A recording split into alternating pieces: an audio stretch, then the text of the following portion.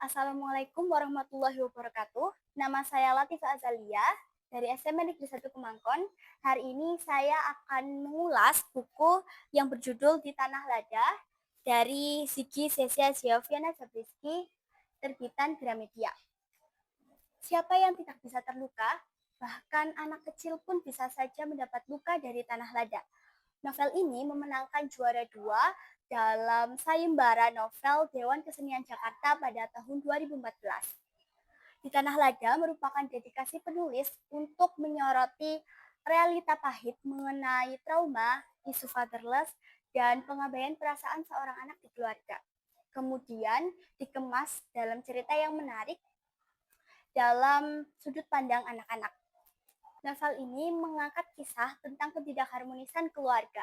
Salva atau yang seringkali disebut sebagai Ava adalah seorang anak perempuan yang cerdas dan penuh dengan rasa ingin tahu.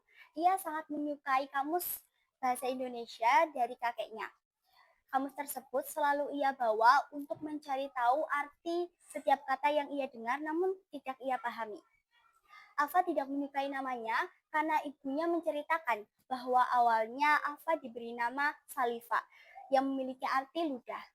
Ayahnya menganggap bahwa Ava adalah anak yang tidak berguna karena ia merupakan seorang perempuan, bukan anak laki-laki seperti harapan ayahnya.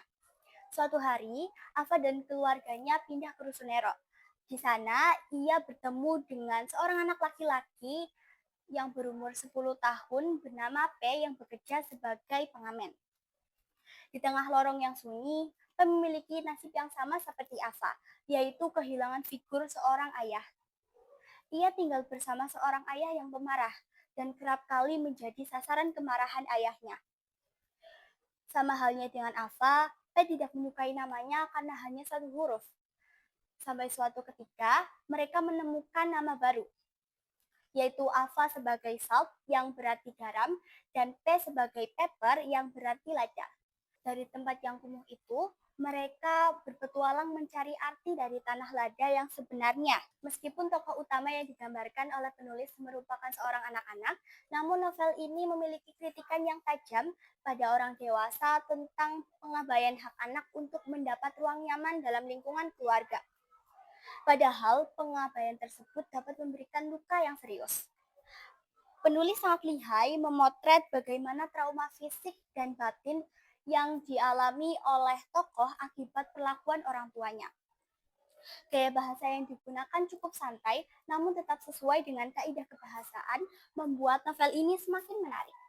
Selain itu, novel ini juga memuat penjabaran kosakata dari Kamus Bahasa Indonesia sehingga pembaca dapat lebih mudah memahami kata-kata yang tidak familiar di dalam cerita. Novel ini memiliki alur cerita yang lambat pada bagian awal hingga klimaks, tetapi terburu-buru dalam menyelesaikan cerita.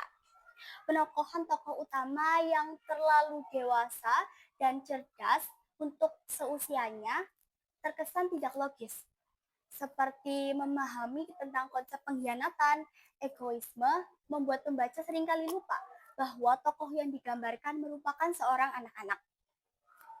Penggambaran tokoh yang kurang sesuai membuat pembaca merasa tokoh tiba-tiba menghilang, kemudian muncul kembali. Terlepas dari aspek kekurangannya, novel Di Tanah Lada merupakan buku yang sangat cocok untuk dibaca karena memiliki keunikan, yaitu ditulis dari sudut pandang anak-anak dan eksplorasi kosakata yang sangat luas. Tanah Lada memiliki arti tanah yang penuh kebahagiaan. Kehangatan sekaligus kepedihan dapat memberikan efek yang melekat bagi para pembaca. Selain itu, novel ini juga mengandung kritik yang tajam bagi isu fatherless yang kerap terjadi di Indonesia.